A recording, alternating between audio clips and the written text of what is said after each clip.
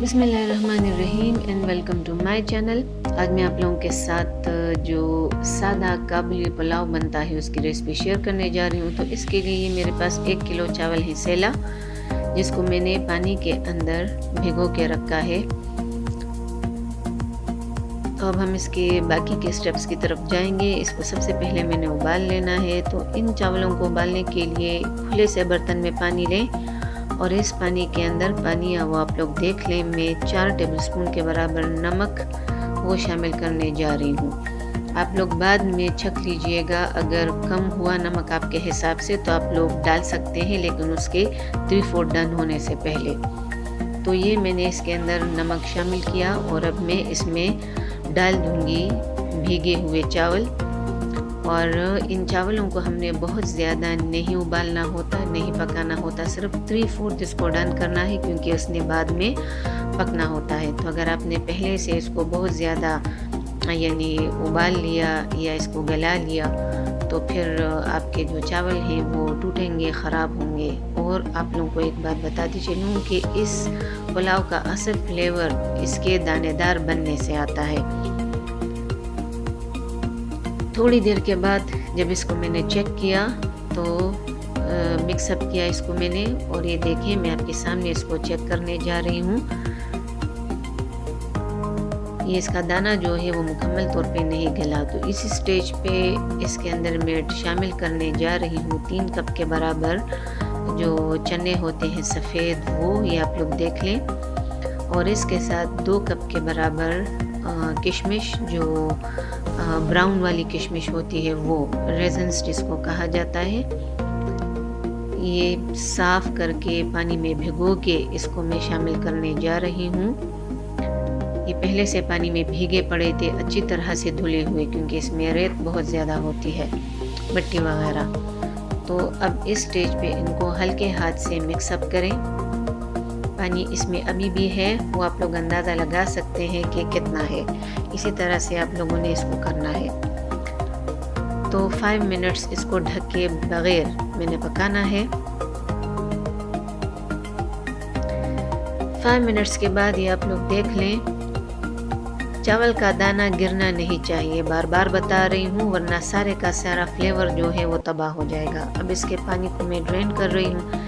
यहाँ पे 1 cup oil में ले चुकी हूँ और उसके अंदर 1 अदद प्याज बड़े साइज़ की, उसको मैंने स्लाइसेस में कट किया और इसको ब्राउन करने में जा रही हूँ।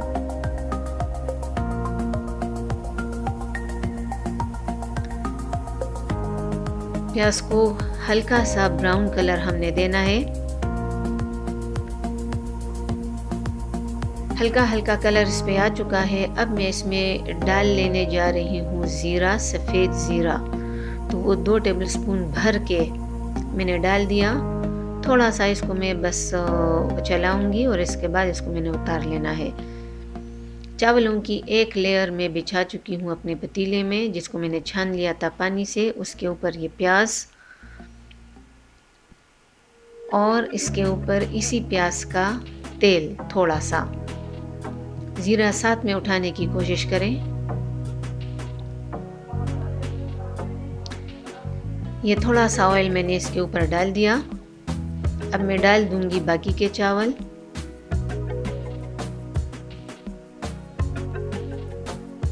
एहतियात से इसको हैंडल करना होता है। ये बाकी बचे हुए चावल मैंने डाल दिए, बिछाएं, और जो बाकी का तेल है और उसके साथ प्याज, वो अब मैं इन चावलों के ऊपर डाल दूंगी।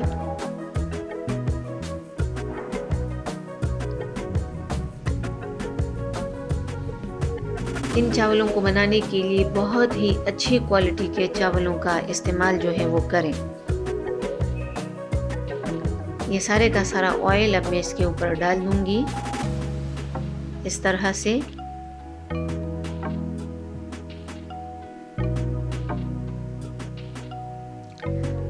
और दम वाली आंच करके इसको 10 मिनट के लिए दम पे छोड़ दें। ऊपर से मैंने वज़न रखा। 10 मिनट गुजर चुके। अब मैं इसका ढक्कन हटाने जा रही हूँ।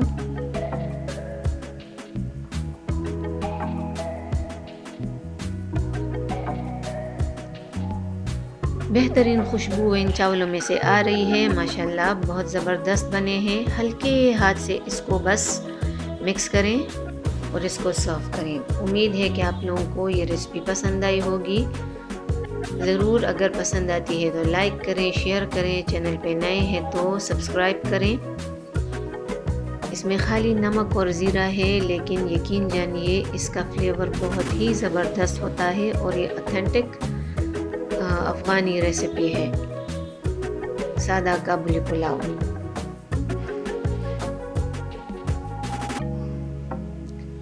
तो अब मैं इसको सर्व करूँगी।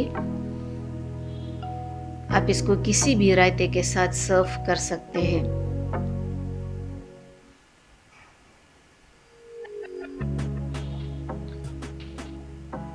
ये देखें माशाल्लाह, एक एक दाना जो है वो इसका अलग अलग है।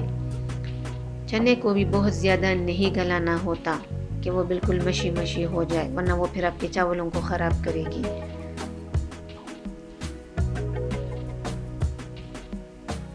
अगली वीडियो तक के लिए इजाज़त दीजिए। वीडियो देखने के लिए बहुत बहुत शुक्रिया।